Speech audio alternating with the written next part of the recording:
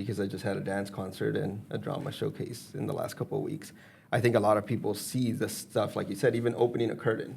People think like, oh, they're just opening a curtain and it's like a press of a button, but people don't realize, no, it takes like a stage manager to call the cue, to hit the curtain, to turn on the lights, to hit the sound, and to hit, like, it's a lot of steps that go behind the scenes that nobody sees. And I think a lot of people are just like, oh, it just happens. And it doesn't just happen. Like, there's sequence to stuff that goes on. Behind the scenes, making the invisible visible. Welcome back to Artful Pods of Wisdom, where today we're unraveling the threads of the unartist concept, a term coined by the visionary Allan Kaprow. Kaprow, inspired by the spontaneity in Jackson Pollock's drip paintings, saw being an unartist as embracing the everyday acts that blur the lines between art and life, urging us to relinquish the conventional boundaries of what it means to be an artist. In this episode, we invite you to explore how everyone, from stage managers and magicians to soccer players, embodies the unartist by turning their daily actions into creative expressions. Join me, your host, Sofia Cuevas, and guests including John Westmeyer, Nathan Vestry, and Joel Manzo, along with arts administrator Robin McNair, as we talk about how being an unartist shapes innovation, challenges norms, and enhances our approach to education and life. Let's join the conversation. Well, I mean, I guess it's kind of like what you said. When you look at it that way, it's like you get $500 and there's 500 students. It's $1 per student. So I think it's something big. I think that we're going through that since we're going to put on Addams Family, and so it's kind of like we've done it as a summer musical, so I know what it takes. And I'm looking at the resources we have at school, and it's like, well, can we do some of that stuff? Yeah, to a smaller scale. So I think it's all about the scale and the artistic part about, like, I got 5 flats, and I got to make it work in my stage. So it's like, make it work somehow, So then prop-wise, like, I think one of the biggest factors, even with Addams Family, John did the light design for that. So I think lighting comes into play with the artistic flow, that it's like, if we don't have the sets for that, maybe we're using the same set and we're just moving it to a different spot and then light it differently. Yeah. And so then it gives you a different feel. So I think John can Because each speak space to that is a little bit different. more. My space is different than everybody else, yeah. Also, how to use the students in this way, because you're teaching them and you're only one person. And it seems like a lot more people are going into the behind the scenes. There's more people behind the scenes. Even if you scale up what you do to, like, say, film and television production, all those behind the scenes people, you have no idea how many there are who really make it happen. So, yeah, how do you leverage all of that? Well, to expand on Joel's point, we have finite amount of resources, and it's gotten better over the years thanks to you and the arts department here in SAUSD. But it's definitely a finite amount of resources. So we have to be very creative on how we use anything, and we beg and borrow from anybody who we can to get the production to be as good as we can. You said it takes a lot of people. Like, people are like, there was 30 kids back there. It's like, yeah, walk back there right now, and you'll see all the kids. So it's something that's an art in itself, if you say, because it's like you're doing this, you're doing that, and pieces are moving. Like, if you go back there and look at the blackout, if I would turn on the lights, you'd see 30 people just scrambling, moving stuff around. Like, you've got the director of the show in front of the curtains, and you've got the director of the show behind the curtains. That's what you all are doing. Yeah. Nathan, I know you want to jump in here with your thoughts too. Yeah, I mean, my theater's not quite open yet, but I've already been going around with every little event that I've been helping out with. I've been seeing 1 or 2 students coming up and going, "Hey, so how did you make that happen? What was it that you did with the speakers there?" And so I explain it to them, I teach them, and now I've got some students already going, when that theater opens, if you could, I would like to learn a lot about that stuff. So, starting a program, one small seed at a time. In exploring the essence of the unartist, we find creativity not confined to studios or stages, but thriving in the most unexpected places. Consider the Landfill Harmonic Orchestra in Paraguay, where young musicians transform landfill debris into instruments, embodying the ultimate unartist spirit by making art with whatever is at hand. This example illustrates Allan Kaprow's vision where art seamlessly integrates with life, challenging traditional boundaries and celebrating resourcefulness. According to research from the University of Pennsylvania, play not only bolsters creativity but also enhances adaptability and problem solving capabilities, essential skills in a rapidly changing world. So, how can we as educators and artists embrace this unartist mindset? By encouraging our students to utilize whatever resources they have, we foster an environment where creativity is not limited by material constraints, but is driven by imagination, innovation, and play. This approach democratizes art making, equipping students to tackle their futures inventively, regardless of their current resources. So let's continue to inspire our students to see every limitation as a canvas for creativity, proving that anyone can be an artist, an unartist, crafting the world anew. Let's get back into the conversation. So here's the thing. On your shoulders, you're lifting up all kinds of artists, and you're helping them find their voice and have these experiences when we don't really get to see you.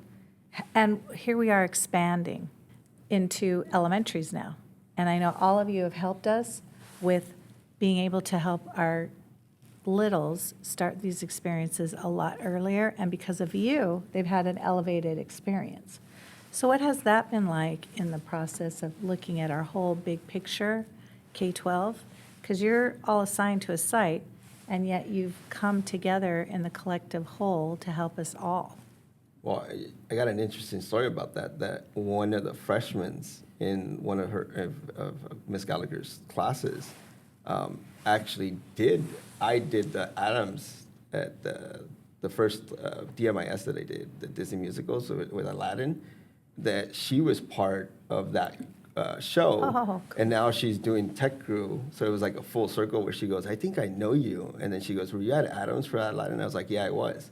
So it's kind of like, I think it's this thing that I keep saying in my speech before any drama show for our school is kind of like, let me do 75% of the work, you do 25%. Like, I just need you to speak up on the microphones when you have a microphone sound-wise. Like, you do 25, just say your lines, speak normally, and I'll do the rest of the work. And it's like, it's something that it's like, right, it's not just me, it's the tech crew, and it's like that girl now is getting to see a full experience of like using the digital mixer, using the iPad, like, you know, like it's a full circle, like you said, and it's because she started so young. I had an experience like that last year at King. They had provided a student, and she was running the sound effects and also saying when certain songs were supposed to be played. And I said, at any point, if you feel comfortable enough, you can step over here and also control the lighting and the sound. And she was a little timid at first, but I noticed every once in a while when I would go away and start setting something up, I'd come back and she'd be looking at it, and she'd be like seeing what I had set up as far as the lighting cues and all the goes for it. And so as the show was going on, I just kept on explaining it to her, and she at the end she was like, "Oh, I might want to do this part next." I love that. And you reminded me of another special story, and I love all the stories that we could tell. At Franklin Elementary, as they were doing their musicals, the principal there happened to be, at the time, very good at sound, and he helped get a student who has special needs and was unable to participate on the stage. And we do include a lot of our kiddos in that way, but he took to the sound, and he was running that. And it was a beautiful thing, and the parents are so happy. And there were struggles with that particular student and his family, but as soon as he got involved in the musical, it changed the whole dynamic.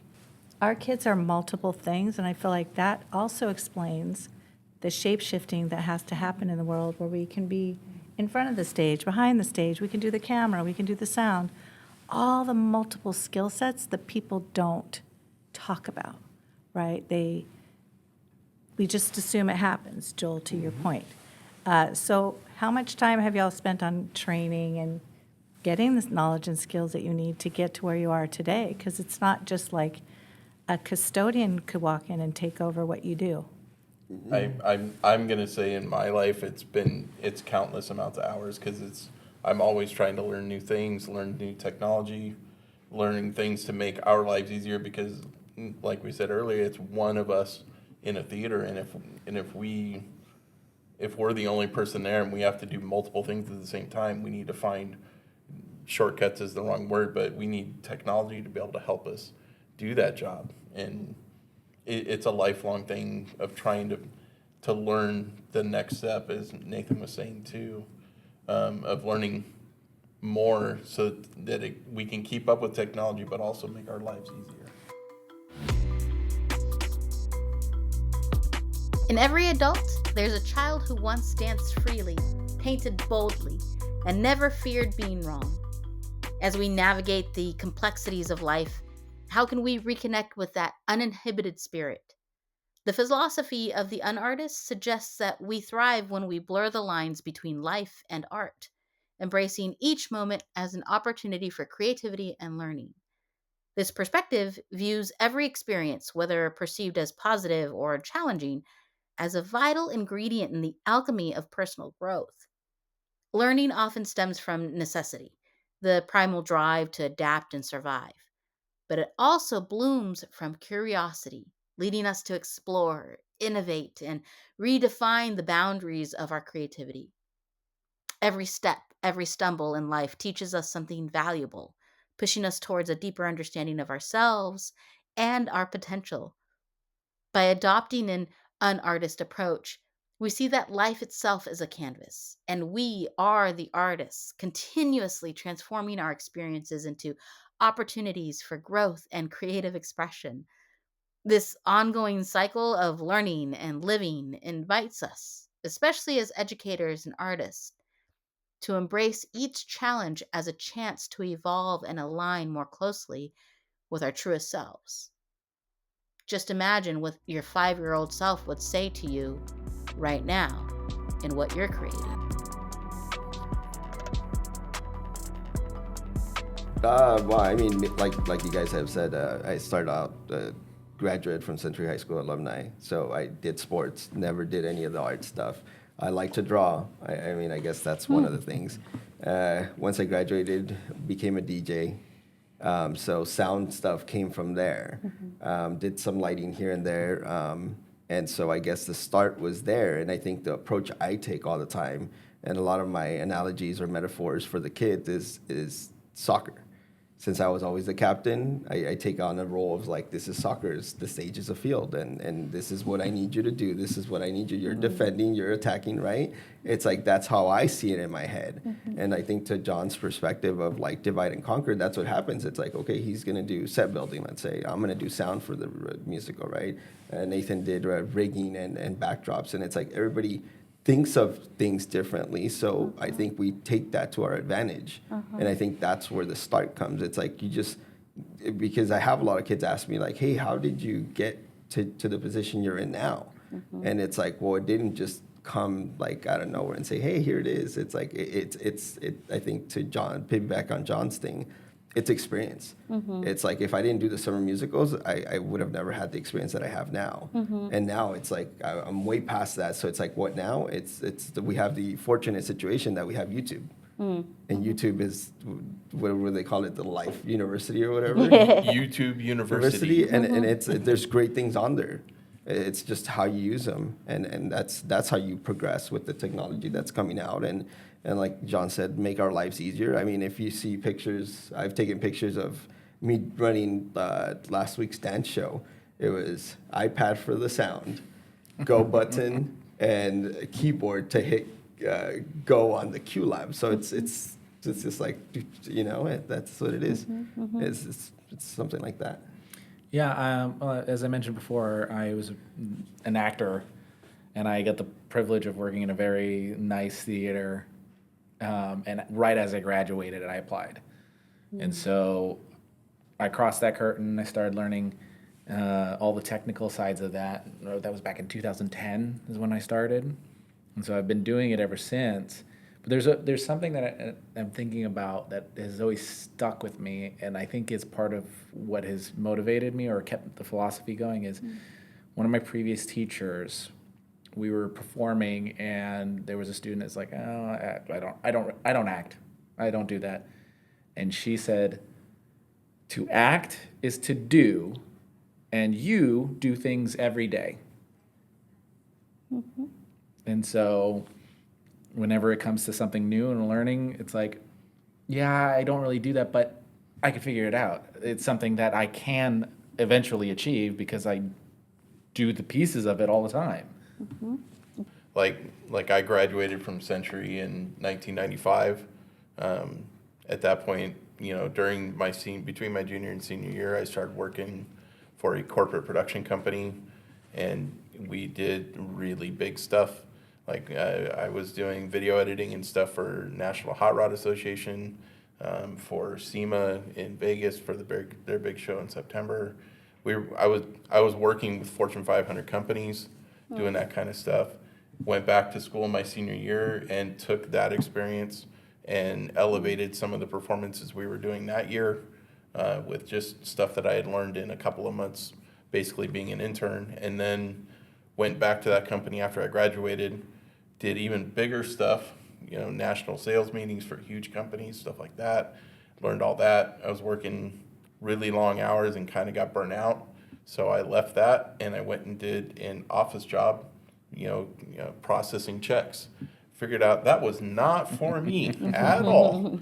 We're processing 6,000 to 8,000 checks a day, for payments for an old computer company called Gateway, where you could do first company you could do monthly payments with for computers. Anyways, I did that, and that was definitely not for me, and I knew it wasn't. So I eventually got into working at Knott's Berry Farm. I was hired to actually start their hotel program, their hotel audiovisual program, because of my corporate experience and having to do that for 10 years or so. And then management and I were not seeing eye to eye, so I just said, it's time for me to go. And I actually, while I was working there still, I started working back in education again. And I worked for Garden Grove Unified, and I figured out that that's where I really wanted to be. So when I left Knott's, I went to Garden Grove full-time, worked there for several years, and then wound up going back to work at Century. And then I moved, after a year at Century, I moved over to Godina's and was there for 17 years, and nothing has been better than working with the students there. It's just, and being able to teach them what I've learned, even though most of it hasn't been in formal education, like sitting in a classroom type stuff, and trying to show them how it pertains to their everyday life too, that's the gratifying portion of it to me, because I can show them, like, if you know this, you can apply it here type thing. I think it's something, I think a little bit more in depth is, I got that question a lot, even with soccer, where kids would be like, well, what's next, Joel? Like, because I coached soccer for 10 plus years at Century as well. And it's like, what's next for me? Because they don't see anybody else making it, even going to a college and playing. Like, we have very few, for some reason, at Century High School, we have very few kids that go and play college. We have some kids that go pro, but it's like here and there.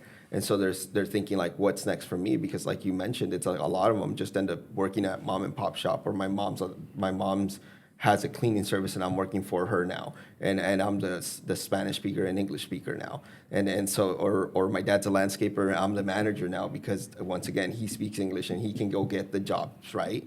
I think piggybacking on that, what you mentioned is, like, I tell them, well, I'm a Century graduate. And then everybody gets thrown back, like, wait, what? And I'm like, yeah, I graduated in 2006. And so then I'm like, and if you look at, like, Mr. Cortez, our AD, he's a Century graduate. You look at Damien Guillen, our security guard, he's a Century graduate. You look at, and then I start pointing people out, and I start showing them like, hey, look at this district person, Century graduate. This, and so they kind of start seeing the light, I guess, and start saying like, oh wait, I can do that. So I think going back and telling my younger self, because I was in their shoes, I know that same feeling, that it was like, well, I was looking at all these people that graduated in front of me, right, or older than me, and it's like, well, what are you doing? Do you just work landscaping? It's like, what is there to shoot for, I guess? That's the feeling you get. And I tell these kids, like, well, look, if I would have known that I could do something, I would have tried maybe a little bit different pathways. And I'm like, but you guys can, because look at all these people. And there's doctors out there, there's lawyers out there, there's that graduated from your high school perspective, right? I'm saying Century because I work at Century, but when you look throughout the district, there's people that did do something with it. Consider the spaces in your community. From the street vendor artfully arranging their goods to the local restaurant experimenting with new flavors, art unfolds. It is within these spaces where teachers, learners, and community members merge that the true essence of artistic expression shines through, transcending traditional boundaries. By embracing the effortless flow of unstructured exploration, we do more than foster creativity. We learn to value the natural, revel in simplicity, and build resilience within our community. So how then can we as artists, educators, and change makers push beyond the familiar and continue to evolve, learning from the effortless artistry all around us? And one of the things I think about is, especially going back in time to tell my younger self something, is if you're genuinely putting in an effort to just learn something, the knowledge you have for it is worth a whole lot more than you think. Because there was one moment where we were all trying to find out where we were going next, and I was focusing more on rigging at the time, so I was learning all of that, and Disney had just opened up a rigging position for several people, and so one of my coworkers was like, oh, we're going to apply for that, you should apply too, and I was like, because in my head, I didn't go to school to it. I just started and was learning on hands-on experience, and that's it. I don't have a degree, that's a big corporation, that's not my field. They came back from that interview and were like, dude, half the people that got hired with me didn't even know how to tie a bowline. And so, but in my head, that actually makes me feel better, and I wish I could have told my younger self, like, you know a whole lot more than what these people out there will know because you put in the time to learn it. It's a shoot your shot. I think a good friend of mine, we were talking about just shooting your shot. And sometimes you never value what comes easy to you. And so what we think is easy of like, but it's so easy. Like, yeah, I pick up sound really easy. So nobody cares. I pick up making those kind of knots really easy, whatever. I know how to paint, or I can see something and draw it really quickly. Comes easy. Everybody can do it. We don't put value to it as a result. And then when somebody says like, hey, somebody's looking for insert your skill or what comes easy to you, and you're like, nah, not me. It's just not me. And we never shoot our shot. And our part of the student dynamic is I'm just a kid. Nobody listens to me. Nobody thinks high, that kind of high of me. And that's where I think that an artist to redefine who you are and what piece you fit into. Well, I think not that I'm not an artist, but I think I've talked to John about it before, where it's like we've talked about, I was a soccer player. I felt like I don't fit in this, like you asked me, like read music or like, is that off key? I could, be like, yeah, I guess. But it comes to that it's like, I didn't think I fit in, but I know a lot. So then it's like, well, the notion of knowing a lot, and not that I'm saying it myself, but that other people have said, like you said, I think people think about it as, like, I feel like it's like, oh, this is like, we had a conversation with friends a while back, and it's like, oh, does your job seem mundane? and mediocre, and have you like gotten too comfortable? And it sparked in my head. It's like, well, it's not that. It's that, like you said, it's we know how to do it, so it comes easy to us. So it doesn't mean it's easy. It's easy for us because we've done it and we do it every day. So like when it's like, oh, let's set up a meeting. Okay, a meeting's a microphone and a projector. But for the months that I was out when I was hurt, guess what? That wasn't happening because it's not as easy as everybody thought it was. And let alone run for the summer musical, what was it, 26 wireless microphones and 30-something band mics? So when I think about it that way, it's kind of like, oh, I could do that. The 8 microphones or 2 microphones, oh, for me, it's a piece of cake. But like you said, for other people, not so easy. Think back to a time you found yourself in the kitchen, peering into an almost bare fridge. No milk for the cereal, no turkey for the bread, just a random assortment of items. Yet there you were, whipping up a delightful veggie pasta with just olive oil and vinaigrette. Sound familiar? It's a bit like being a stage manager or an artist, making magic with what's available. This knack for inventive solutions isn't just about making do, it's about transforming the ordinary into extraordinary. How might we apply this unartist approach in our classrooms and communities, turning constraints into spaces for innovation? Let's listen in. It's funny because we'll sit there and text back and forth like, hey, did you see this? This just came out, or this is a new piece of technology. Look at this light that just came out. I wish we could afford them. That kind of stuff. There's always the funding side of it. But when you're talking about $20,000 lights. Yeah. when you're getting up there, we went back and forth for a long time talking about should we recommend new sound consoles when we do the renovations. And we determined like it would be great to have those consoles, but the money that they cost isn't a benefit above what we can do with what we have.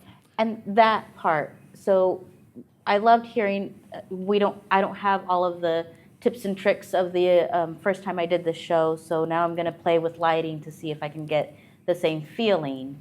And I think, yeah, shoot your shot. $20,000 lighting rig. Let's see what happens. And then when it's a no, it's like, but I know what these lights can do. So how might I recreate the feeling of what I can do? And to me, like I keep going back to, it's that living and constantly learning, learning, and then you're like, okay, I can play with this. I can play. I can be curious. I can try. I can learn of like, oh, we're not doing that. But then it's getting creative with it. And well, I actually had like a crisis of my path when I was in college because my degree is actually in psychology. I went to Cal State Fullerton for psychology, and I did well in it. I actually even presented research at the Western Psychological Association that I did myself. Oh, wow. Then I was all ready to go get my master's. I was talking to the professors over at University of Hawaii Hilo. I was so excited. There's just something scratching in the back of my head, and I realized I went to college to make this my backup plan in case my art didn't do anything. But I had made that backup plan so much more important and had focused on that so long that I had forgotten the art. And so once I was done, I was like, you know what? I need to get back into doing that. So I got back into doing all the tech stuff and even performing here and there. And it's just, it's a way we create in our world, whether you're creating on a field, on a stage, in a quad. What we all do as humans to create our daily lives is not only a challenge, but such a courageous gift to just shoot your shot on a daily and just try and learn and grow. As we wrap up today's exploration of the unartist and the joyous rebellion against conventional learning, let us consider the notion that creativity is not confined to art studios or theaters, but is a vibrant part of all our interactions. Embrace the spontaneity and curiosity that art evokes within you. Let it inspire you to make your everyday life a masterpiece of your own design. Remember, in every unartist, there lies a path to new beginnings. Until next time, thanks for joining the conversation. The learning part, that's something that we're never going to stop doing, especially in this field, because as technology grows, our wheel set also has to grow.